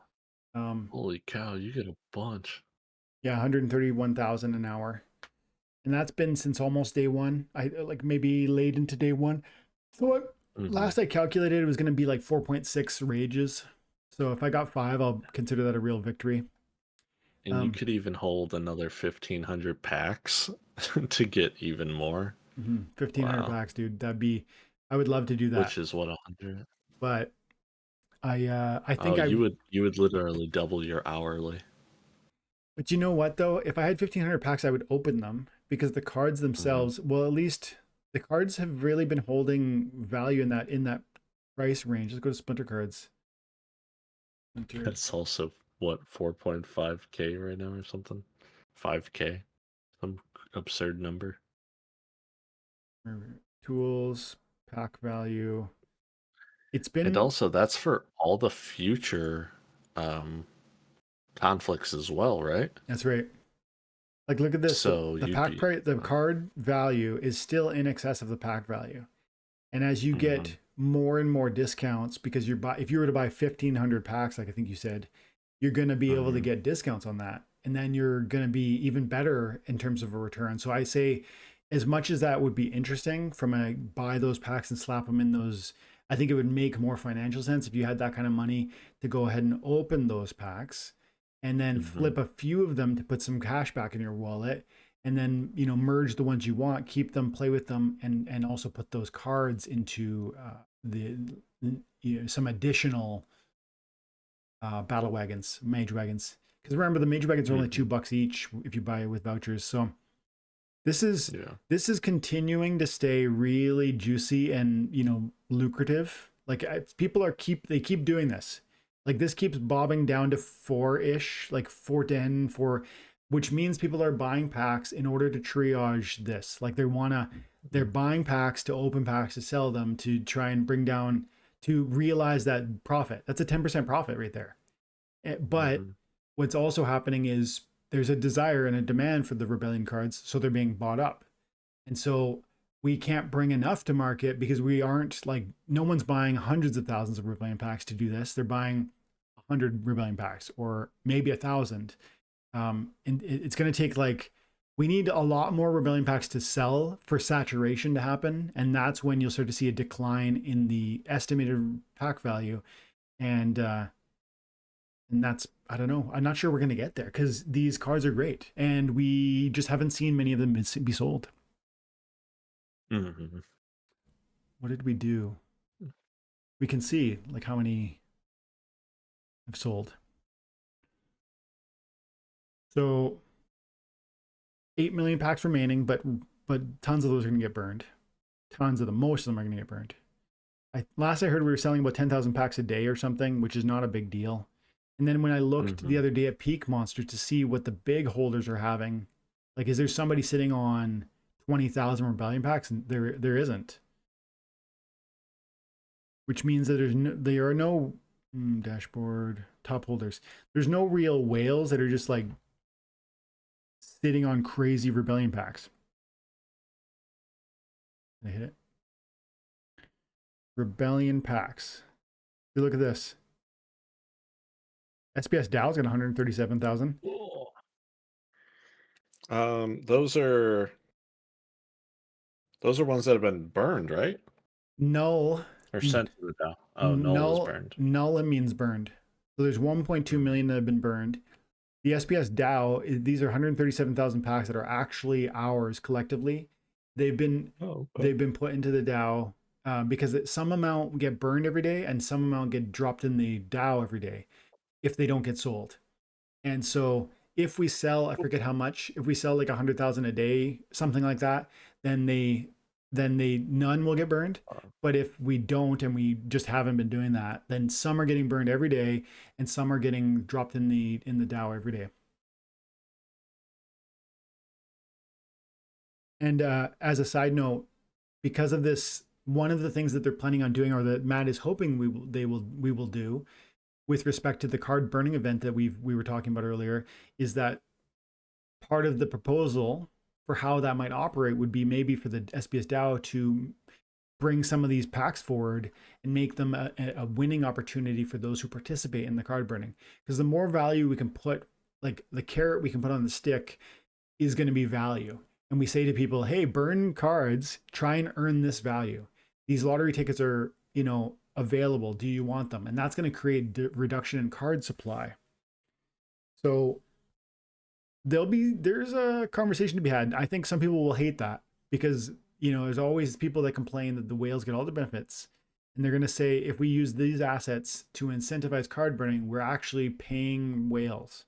And in some sense, that's true, but it's really simplistic thinking because you're not recognizing that if cards get deleted by whales, then you enjoy greater price appreciation on those assets that you hold because there's fewer supply, there's greater scarcity. Mm-hmm. It's that's a fight I keep seeing that we have to have because people just don't think through. Like, oh, what do you mean? Like the rich get richer? That's what people say. It's like, it's real simple thinking because there's a far more complicated nuanced interaction between what they do, the rewards they enjoy, and how we incidentally benefit. Mm-hmm. It's all percentage based. We've already been going for 96 minutes, guys. Let's see how we're doing viewers wise. Appreciate you guys hanging out. 29 concurrent viewers, 20 likes. Great stuff. Appreciate that. Thank you so much. And like I said before, if you got any comments or questions, drop them in the chat. Love to get into it. I got a question. Let's hear it. All right. I think someone said in the chat, or they were about to type it. I don't know. Someone asked if you had about between $50 and $100 to buy some cards, and let's say you already had a bot to run the stuff in Wild, where would you begin? Mm-hmm. Ooh, if I had 50 or $100, I don't know that I would. I don't know that even if I had a bot, I don't know that I would fight in Wild. The rewards are so much greater in Modern. And now you would only be with 50 or $100, you could put together a pretty decent, like I would think, bronze deck for Modern. If we just quickly open up Peak Monsters, we can have some fun looking at that. Because All right. I think the convert, like before we look at that though, I just want to quickly make my point. I think the earnings are so much greater in Modern that the other day I was looking at, Aftersound did a video talking about how much SPS he earned last month. And he earned, I forget the number of SPS he earned, but he was fighting in gold. And he earned more SPS than I earned in Champion. Because the battle rewards are so much greater in Modern. Because there's so many fewer players. Because the bot armies are in Wild. And so I think there's a real argument to be made that your time and attention is being rewarded right now if you're attending to the game in Modern and you're not just automating in Wild. I am automating in Wild because I'm doing so many other things. Like I'm playing Immortal Creed for an hour a day. I'm playing Splinter Forge as often as I can. I'm playing, I'm creating YouTube content. I've got 2 kids. I've got a full-time job outside of this. So I guess my point would be, first and foremost, if I had a small budget and I was just getting started, I would be looking at Modern, not Wild, even if I had a bot. And you said if I had a bot, so if I had a bot, I'd sell that bot. That'd be probably another $50 that I'd get. So now we're talking $150 that I could put toward a Modern deck. And I think, with Chaos Legion prices being where they are, you could go ham and get like an amazing Chaos Legion deck. Now you might say, well, Chaos Legion is going to rotate out of the Modern in the relatively near future. And sure, you're right. But man, for the price point, I think if you just look at the summoners, and I think you'd have to, you could go crazy with some of the stuff like getting into the gold foils. I wouldn't do that. I'd go as cheap as I can for the best I can. And you're talking like Kelly Friendle, Thaddeus Brood are both amazing. They play all the time. Quix Devious. These of the legendaries, Lily Shieldpaw and Immortalis. The other ones are great too, but those are the best of the best. And the price points are really, really cheap to get you into like a place of bronze. High bronze is what I'd be aiming at. And so I'd Chaos Legion first and foremost, but then I'd be looking at some I don't know if I'd be looking at Rift Watchers as good as I think they can be. I'd be going through and There's finding some really good ones. Yeah. Yeah, like Queen of Crows is an excellent card. Corsair Rosen. Yeah, Bosan. Yep. Watercolor's kind of broken, I think. Dumac is quite good. Junker's good. So yeah, there's some strong cards in here. I would do some sparing, like I would do a little bit of collection in this context. Runemancer Kai, I love that card. Yeah, some of the legendaries are really epic in here, really powerful, and the price points aren't too high. But $7 for one BCX you're gonna blow through your budget pretty quick. So I wouldn't buy all of them, but I might buy, like, for instance, like one Agar Longtail, and maybe the Queen of Crows and a couple of those other ones we mentioned, like 1 or 2 BCX. I'd be really select purchases in the Rift Watchers, and then Rebellion. There's some really great cards in here that the price points are high, but I'd be looking at them. This is a strong card actually, and for the price point, like the cheapest of the legendaries, and I think it's a pretty solid card. Lookout is important, and at 5 mana is going to be playable even at the lower levels, because you have to worry about your mana cap when you're fighting in bronze. But I'd probably get one of that guy. Barash Kokor with the 5 magic bomb. Now it has limited hit points and it's a big 13 mana, but 5 even at bronze would be, I would think, significant card in bronze Modern. So that you'd probably right there. I bet I probably spent the full $150. But I would think playing at bronze, looking for a modern deck. That'd be my play. Any additional thoughts in there, Jim? Uh, well, let's say they could also save money on the summoners because I don't know, they had like a gold foil Lux Vega. Mhm. It's just asking for a friend. Yeah, that'd be that'd be powerful because you're gonna get like, I mean, that Lux Vega can be used in every context. And so Hmm.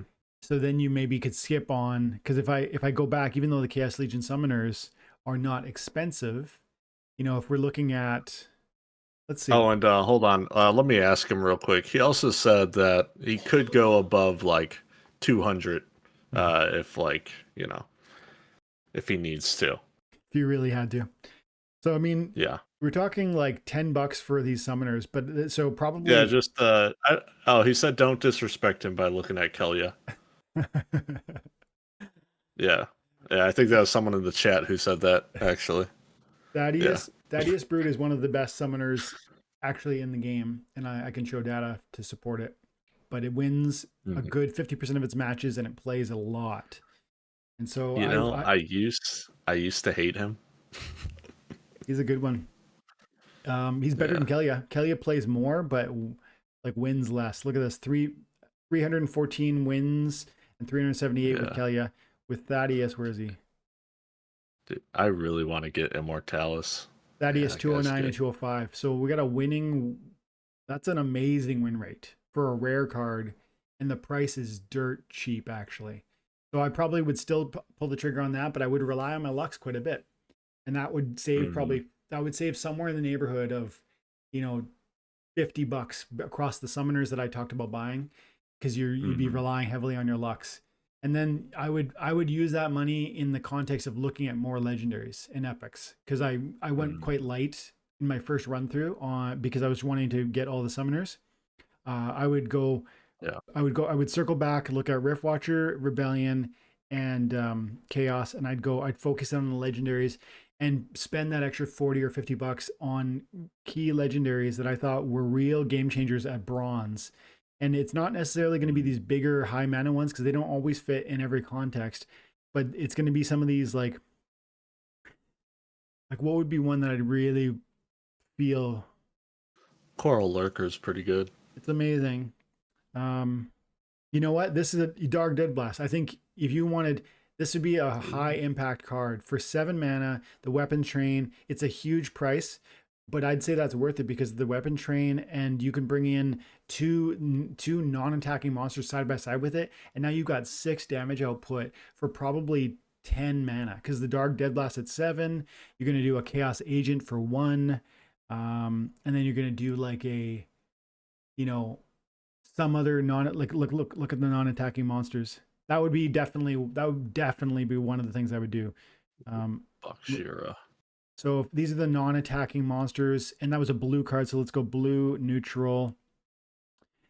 Oh, You that's a know, pretty messed up combo. The Bakjira plus that new guy plus the Madari Guardian. there you go. That is a extremely good combo. Yeah. So I bet that would definitely be something I'd look at. The Bakjir in the front position with 1 BCX. It's got the void already in Hmm. the slow. It's gonna have 2 magic damage output because your Darg is gonna give it. Then you put a Chaos Agent in the back, which is 4 cents for 1 BCX, and that's all you need. You can save money on that. Hmm. And you're getting 6 magic damage output from that play. So I'd say the Darg is well worth the $22 for 1 BCX. That'd be one of the ways I'd approach it if I really wanted to pare down my summoners. But yeah, I would want at least Thaddeus from the Chaos Summoners, and I probably would get Quicks as well, even though I wanted to Hmm. rely on my Lux. That's what I would do. And I think Modern would be the play. And yes, you'd have to play 25 matches a day, which not everybody has time for. And you say to yourself, well, I'd rather bought it in that context. I get it, but man, the income, I have one, just to finish that point. I have a $30,000 card deck in Splinterlands, and I get the same amount of SPS that Aftersound gets when he plays in gold in modern. So the Hmm. earning potential is just night and day different, across champion, wild versus gold, modern. So I do really think the play would be to get a solid bronze deck, bring it to modern, focus on those those that we talked about there. I think that would be lucrative. Okay. Birds, bees, and trees. I'm choosing Thaddeus now. Level 2 Anna Soothsayer, worth every penny. Yes, so good. It absolutely is. It's got a tank heal. It's a 6 mana magic caster. An amazing card. I have a gold foil version of it, level 4, and I love it. Birds, bees, trees. I just started a 24-hour bronze modern tourney. This is a great card. Help, as I don't know who I need to get for Rebellion yet. You're even Murph Watchers. Well, I'm glad you're enjoying the content. Thank you. And thanks for being here the entire time, Birds, Bees, Trees. I still remember our conversations from the Splinterlands. What was that called, Jim, on Twitch? What? On Twitch? Yeah, remember we used to do the Splinterlands TV. Splinterlands TV, and Birds, Bees, and Trees was always Oh. there. Oh yeah, that. Yeah. Yeah. I'll never forget that guy's name. Never. Never forget days. I mean, Dias. It was nice meeting Deus from from Las Vegas. Let's see. It was a great time. Oh, and I also met up with him at Gen Con last year as well. Oh, cool. Was his wife there too, or just him? Yeah, it was him, his wife, and I think his daughter. I think. Deus says, Or it's just some random kid he stole. I don't know. Deus says, Jim, this isn't Lorcana. Yeah, Lorcana's going pretty great for us. Yeah, it seems like you guys are really, good growth, hey? Yep. Yeah, we're about to hit 4K subs. Dude, that's awesome. Going pretty nice. That's awesome. And I was hoping someone knew a date because KS3. I'm not sure what Larkin's talking about. I think you're talking about the burn. See. No clue. What date will the chaos go out of modern? I hope not 1.5 years. We don't. Okay. So yeah, we don't really know when it leaves. We just know that when we get the next full set, it will leave. And so, which I think is start of next year. Probably, but we don't know that. And you have to remember that they're going to want to be thoughtful about what happens in bulls and bear markets. We also need to look at the devs and what's happening with the finances of the team. We also need to look at the DAO and whether the DAO wants to commission these things, because we might go ahead and ask for them sooner or later. We're also talking about, the community has been talking recently about wanting new reward cards. That's a huge undertaking. That's like pretty much a new set in and of itself. We've also heard talk about new gladiators. Now that question was kind of balked at. Like they didn't really take it, like they want to do that, but that isn't really on the radar. But as you start to look at all those sorts of options and concerns and considerations, you begin to realize that while they want to do it in probably the new year of 2025, I don't know if I believe that that'll happen.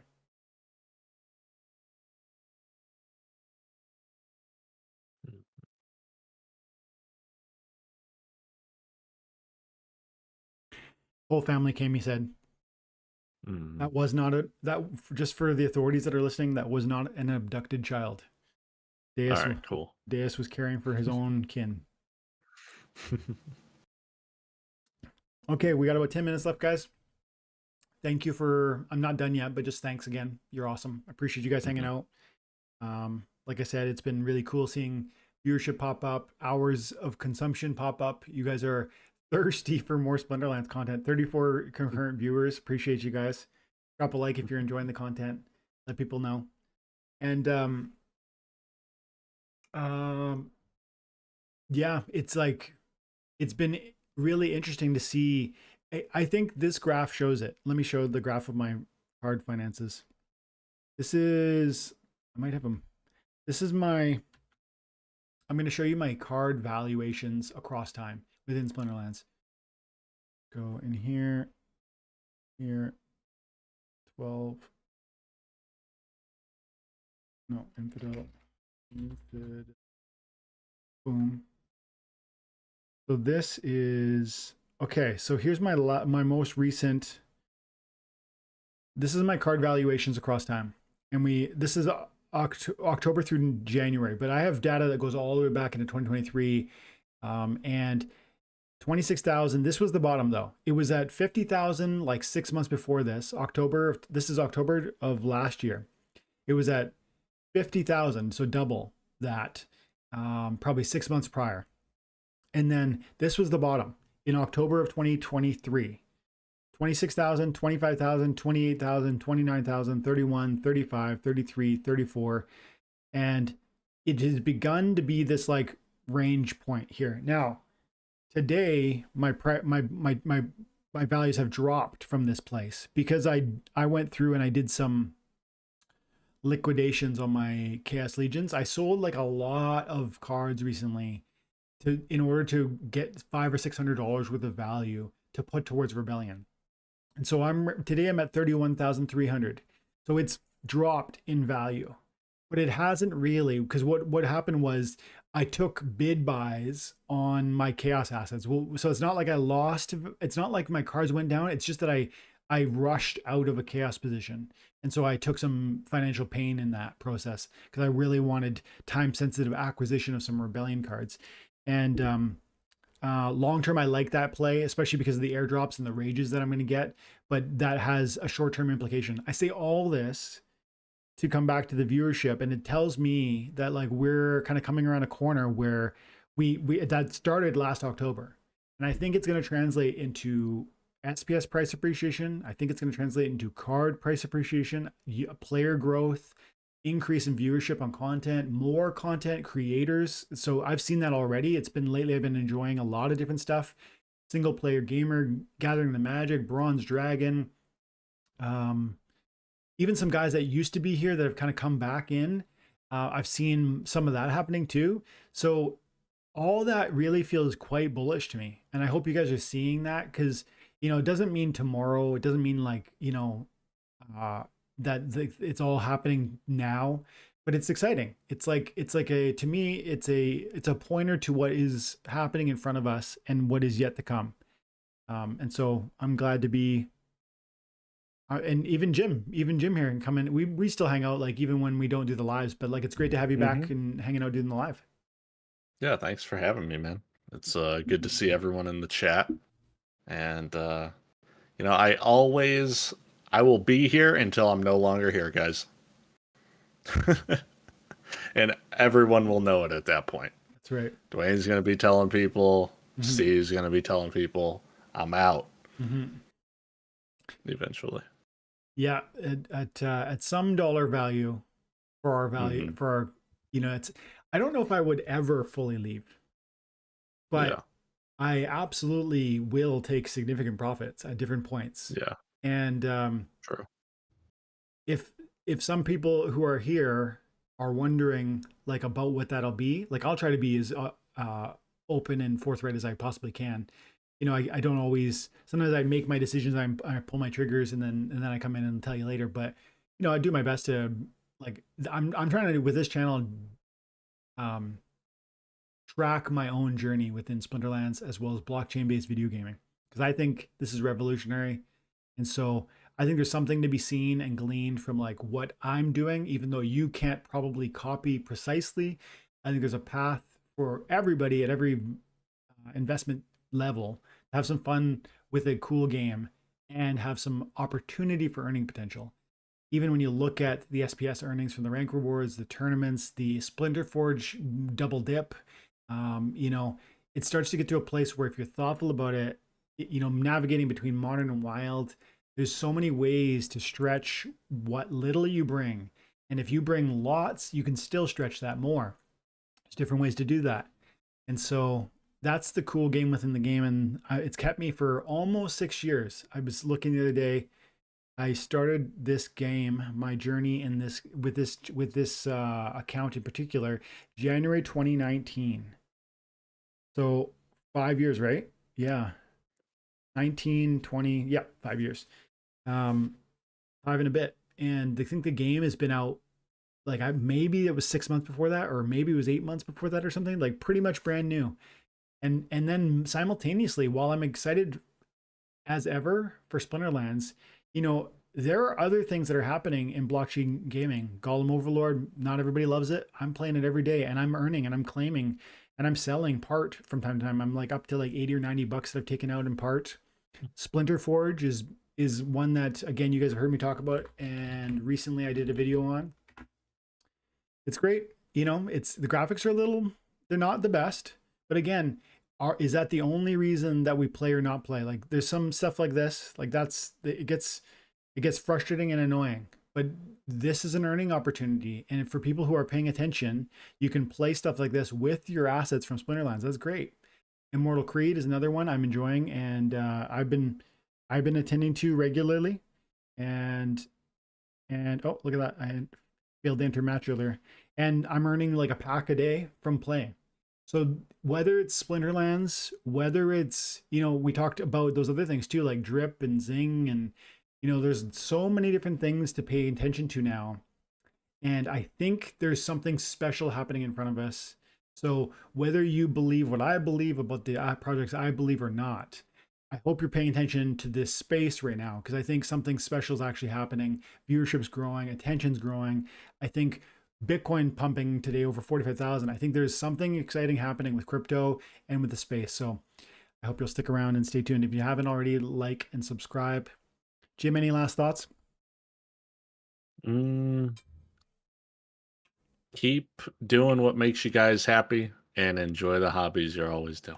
Mm-hmm. Speaking of hobbies and happiness, right? Yes.